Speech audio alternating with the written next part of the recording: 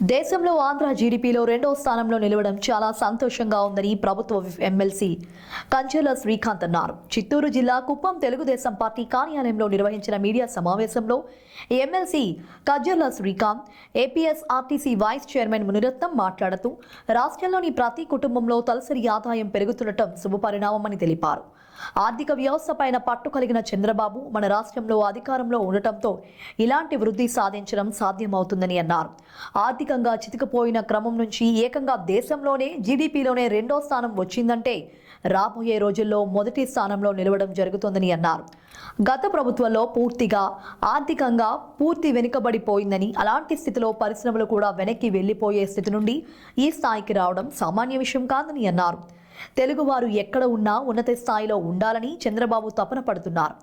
గతంలో జన్మభూమి అని ఒక్క పిలుపు ఇవ్వడంతో విదేశాల్లో ఉన్న తెలుగు ప్రజలు తమ జన్మభూమికి వచ్చి ఎన్నో అభివృద్ధి కార్యక్రమాలు చేపట్టారని, ఇప్పుడు P4 కార్యక్రమానికి శ్రీకారం చుట్టి పేదలను ఆర్థికంగా స్థిరపడ్డ వ్యక్తికి అనుసంధానం చేసి పేదలను అభివృద్ధి చేసే బాధ్యత వారికి అప్పగించే అద్భుత కార్యక్రమాన్ని తీసుకురావడం జరిగిందని అన్నారు.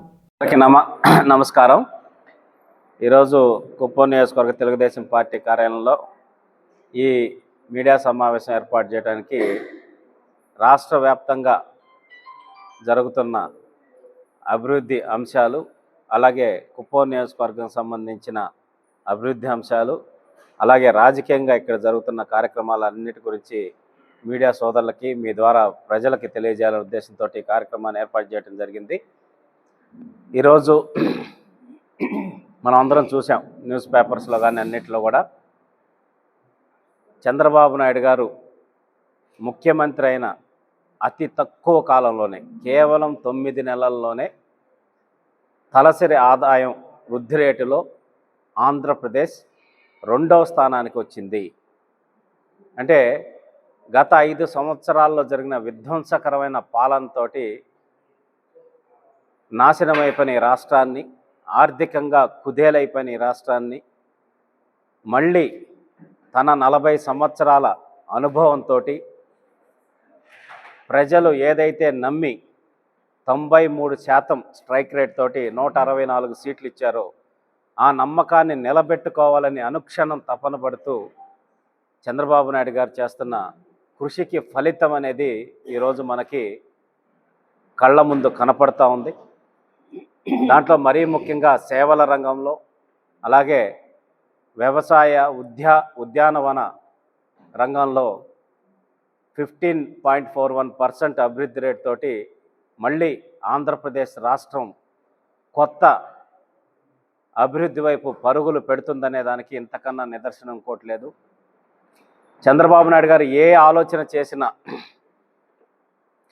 భవిష్యత్ తరాలు బాగుండాలి, అలాగే తెలుగువారు ఎక్కడ ఉన్నా సరే నా తెలుగు జాతి అన్ని రంగాల్లో అగ్రగామిగా ఉండాలి. అంటే అది ఒక్క ఆంధ్రప్రదేశ్ సంబంధించిన తెలుగు వాళ్ళని కాదు, తెలుగు వాళ్ళు ఎక్కడున్నా సరే, అంటే దేశ విదేశాల్లో ఉన్న, వివిధ రాష్ట్రాల్లో ఉన్న ఎక్కడున్నా సరే తెలుగు జాతి నెంబర్ 1 స్థానంలో ఉండాలని చెప్పనేసి ఆయన పడుతున్న తపన మనం అందరం చూస్తూ ఉన్నాం. రోజు నుంచే ఈరోజు అద్భుతంగా ప్రారంభమైనవి. దానికి సంబంధించి ప్రతి గ్రామంలో, ప్రతి నియోజకవర్గంలో కూడా మ్యాపింగ్ చేయడానికి 20 లక్షల కుటుంబాలని ఆంధ్రప్రదేశ్ రాష్ట్ర ప్రభుత్వం ఐడెంటిఫై చేసింది. వాళ్ళని దత్తత తీసుకుని వాళ్ళ బాధ్యత తీసుకునేటటువంటి వ్యక్తులను కూడా దానికి ఇంటిగ్రేట్ చేసి రాబోయేటటువంటి 5 సంవత్సరాల్లో ఈ 20 లక్షల కుటుంబాలను కూడా ఉన్నత స్థాయికి, సమాజంలో గౌరవప్రదమైన స్థాయికి, ఆర్థికంగా సామాజికంగా ఎదిగే విధంగా కార్యక్రమాన్ని చంద్రబాబు నాయుడు గారు రూపొందించడం జరిగింది. అంటే ఒక వ్యక్తి సమాజం గురించి, భవిష్యత్తు గురించి ఆలోచించే విధానాన్ని చూస్తేనే మనకు అర్థమవుతుంది ఆయన యొక్క కమిట్మెంటు ఈ సమాజం పట్ల, ఆంధ్రప్రదేశ్ రాష్ట్రం పట్ల ఏ విధంగా ఉందనేది. ఆ విధంగా పని చేసుకుంటూ రావటం వల్లే ఈ 9 నెలల్లోనే మనం మొదటి స్థానంలో తమిళనాడు ఉంటే ఎక్కడో అట్టడుగున్న మనం ఈరోజు రెండో స్థానానికి మనం రావటం జరిగింది. తలసరి ఆదాయంలో 100% భారతదేశంలోనే నెంబర్ 1 ప్లేస్లోకి రాబోయే 2-3 సంవత్సరాల్లోనే చంద్రబాబు నాయుడు గారు మన రాష్ట్రాన్ని తీసుకొస్తారని మేము ప్రగాఢంగా నమ్ముతున్నాం. అట్లాగే మీరు అందరూ చూస్తున్నారు, అమరావతికి సంబంధించిన పనులు ప్రారంభమైనాయి. రియల్ ఎస్టేట్ ఈరోజు అమరావతిలో కావచ్చు, చుట్టుపక్కల ప్రాంతాల్లో కావచ్చు, వైజాగ్లో కావచ్చు, ప్రతి చోట అన్నీ మించి కుప్పంలో కూడా ఈరోజు రామకుప్పం కావచ్చు, ఎక్కడెక్కడైతే డెవలప్మెంట్ ఏరియాస్ ఎయిర్పోర్ట్ వస్తుందో, కంపెనీస్ వస్తుందో ఆ ప్రాంతాల్లో ఈరోజు రైతులకు సంబంధించిన భూములకి ఏ విధంగా ధరలు పెరిగినాయి, వాళ్ళ యొక్క ఆదాయం ఏ విధంగా పెరిగేదానికి అవకాశాలు ఉన్నాయి కూడా మనం చూస్తూ ఉన్నాం. సో అమరావతిలో రమారమి 15,000 కోట్ల రూపాయలతోటి పనులు ప్రారంభమైనవి. టెండర్లన్నీ కూడా ఏప్రిల్ మొదటి వారంలోనే దానికి సంబంధించిన పనులు పూర్తయి త్వరలో మొత్తం పనులు ప్రారంభమయ్యేటటువంటి పరిస్థితి వచ్చాం. ఒకనాడు అమరావతిని శ్మశానం అని చెప్పనేసి వైఎస్ఆర్సీపీ నాయకులు మాట్లాడారు. ఇప్పుడు అట్లాంటి చోట్ల ఒక బంగారు లోకాన్ని, ఒక బంగారు అమరావతిని సృష్టించేటటువంటి నాయకత్వం అనేది ఈరోజు రాష్ట్రానికి ఉండటం మనందరికీ ఆనందదాయకం. సీడ్ క్యాపిటల్ని రాబోయేటటువంటి 3 సంవత్సరాల్లో పూర్తి చేసి ఆంధ్రప్రదేశ్ రాష్ట్రం తలెత్తుకొని మా రాజధాని అమరావతి, ఇది ప్రజా రాజధాని, పీపుల్స్ క్యాపిటల్ అని చెప్పే విధంగా చంద్రబాబు నాయుడు గారు రూపొందించబోతున్నారు.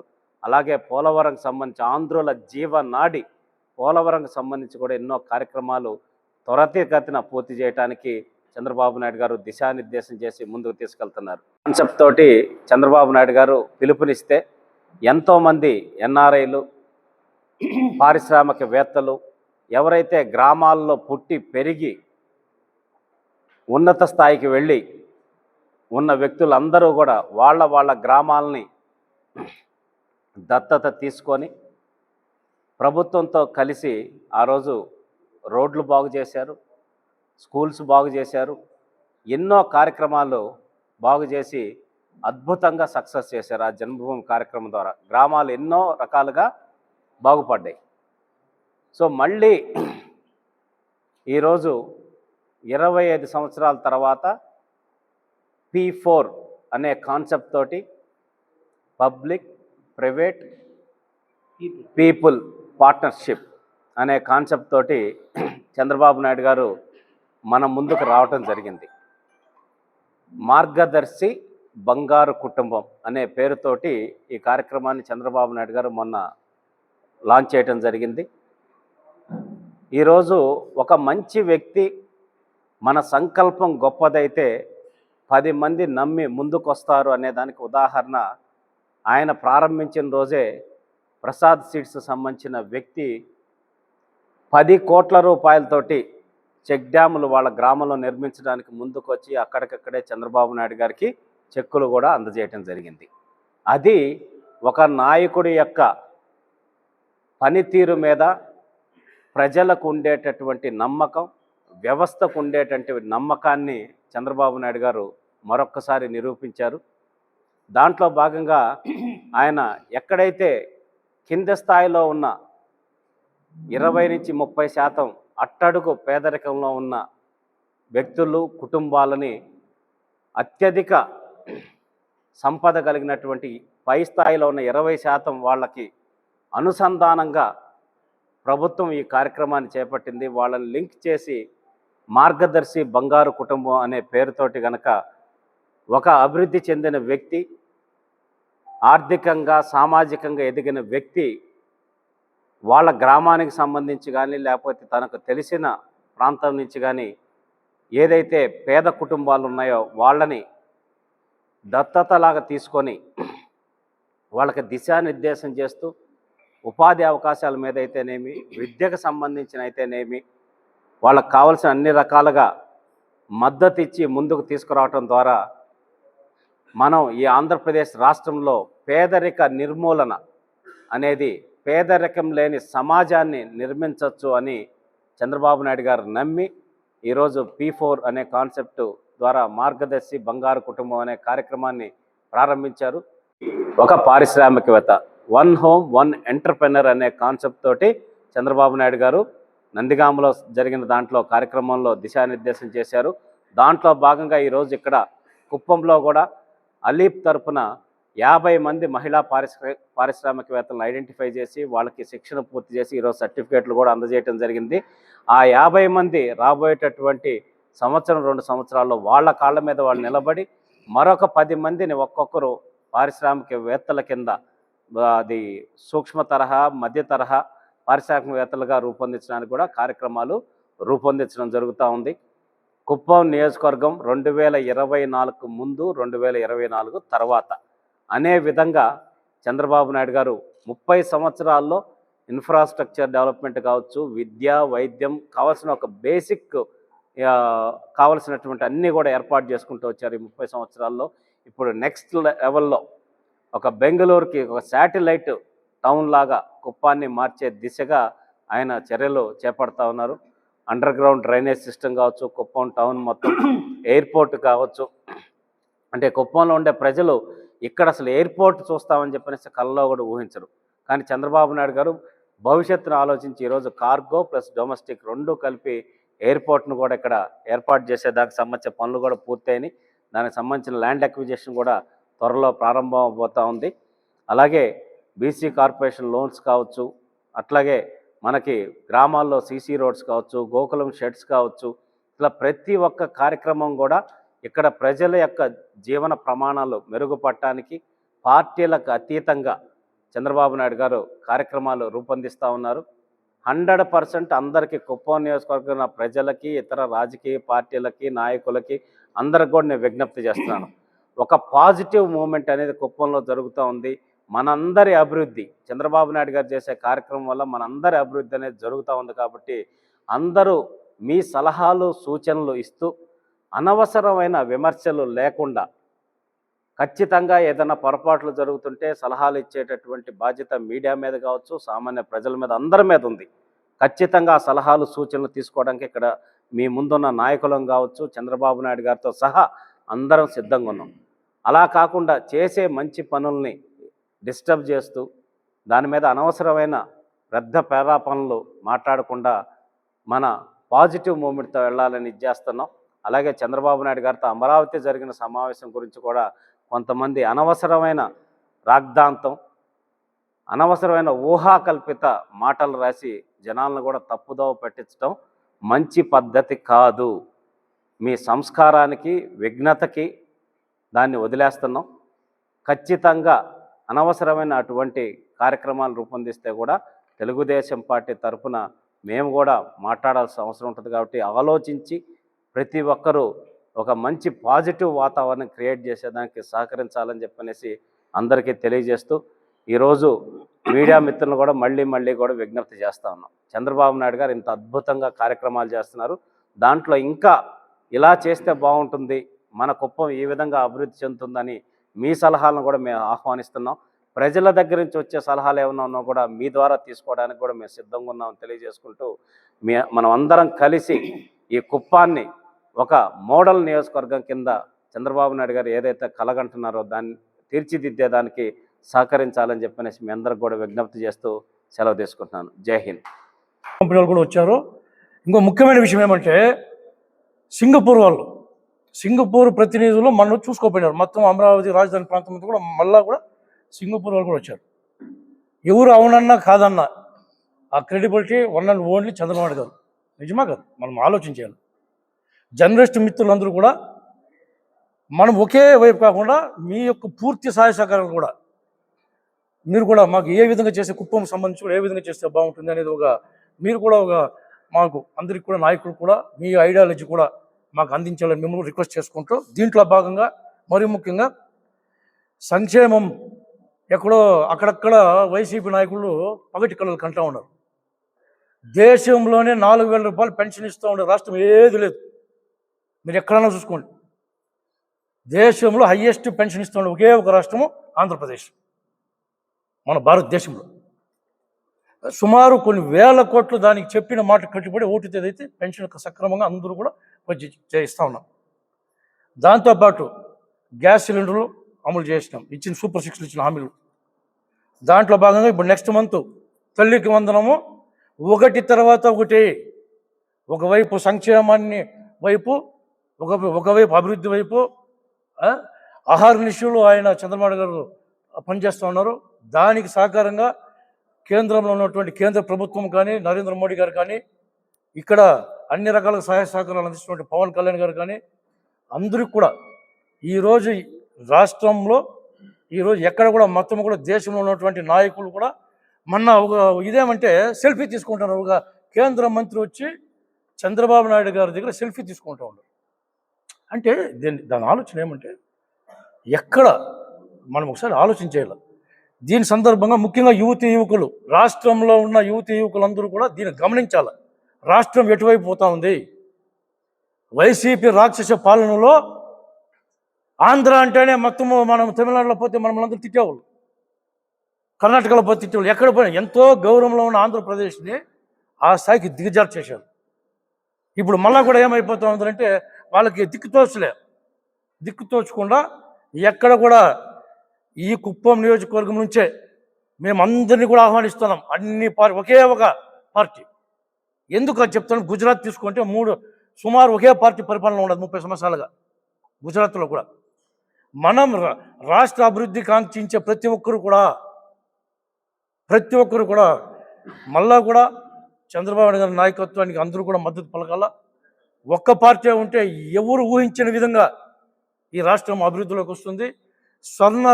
2047 స్వర్ణాంధ్రకు ఏ విధంగా అయితే ఉందో విజన్ 2047కి, దానికి మొదటి అడుగే ఈరోజు ఆంధ్రప్రదేశ్ ఈరోజు పైకి రావడం. కాబట్టి దయచేసి సోదరులారా, మీకు మీడియా మిత్రులందరూ కూడా మేము ఇంకో రిక్వెస్ట్ కూడా చేసుకుంటున్నాం. గాలి వార్తలు ఒకరు ఇద్దరు, అంటే అందరూ కాదు, ఒకరో ఇద్దరు ఊరికి అట్లా లేనిపోయిన పుకార్లు పుట్టిస్తూ ఉన్నారు. తెలుగుదేశం పార్టీలో ఉండే నాయకులందరూ కూడా సమిష్టిగా పనిచేస్తున్నాం కుప్పంలో, అందులో ఎటువంటి సందేహం లేదు. రాబోయే భవిష్యత్తు కూడా యువతకు ఖచ్చితంగా ఉంటుంది, అందులో ఎటువంటి సందేహం లేదు. మిగిలిన ఇక్కడ చోటామోటా నాయకులు ఎవరో ఒకరు ఇద్దరు అక్కడక్కడ ఏదో పలుకులు ఏదో మాట్లాడుతున్నారు. మేము అందరిని కూడా ఆహ్వానిస్తాం, రండి, అందరూ కలిసి పనిచేస్తాం. కుప్పం నియోజకవర్గాన్ని ఏ విధంగా అయితే మా అధినాయకుడు భారతదేశంలో ఆంధ్ర రాష్ట్రాన్ని అగ్రగామిగా తీసుకురావాలని ప్రయత్నం చేస్తున్నారో, ఈ టౌన్స్లోని కుప్పం నియోజకవర్గాన్ని ఒక ఆదర్శ నియోజకవర్గంగా తీసుకురావడానికి మీరందరూ కూడా మాకందరూ కూడా సహకరించాల్సిందిగా మేము అందరిన ప్రజల్ని, మీడియా మిత్రుల్ని, ఇక్కడ ఉన్నటువంటి అన్ని పార్టీ నాయకులను కూడా మేము రిక్వెస్ట్ చేసుకుంటున్నాం.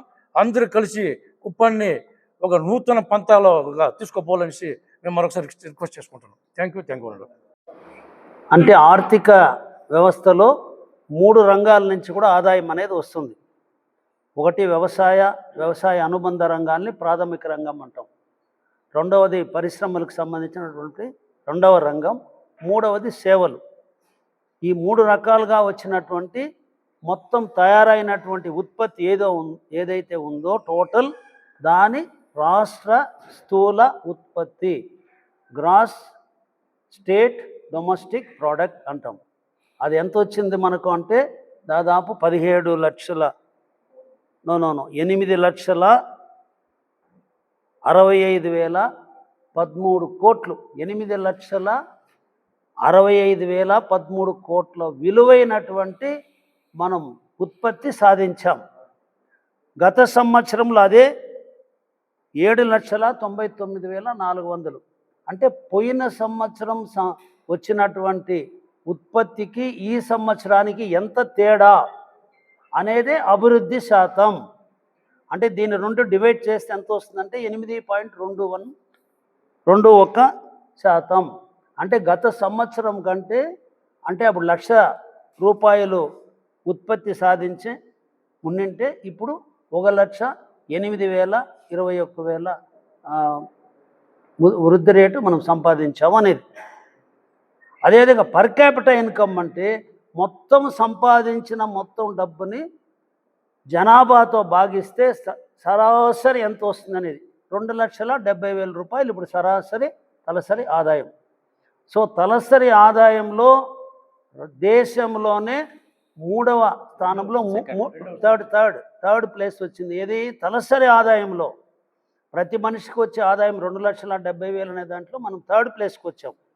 కానీ ఉత్పత్తిలో 2వ ప్లేస్కి వచ్చాం. ఎందుకంటే తమిళనాడు అనేది 9.69, ఆంధ్రప్రదేశ్ కంటే ఎక్కువ సాధించారు వాళ్ళు వృద్ధి శాతం.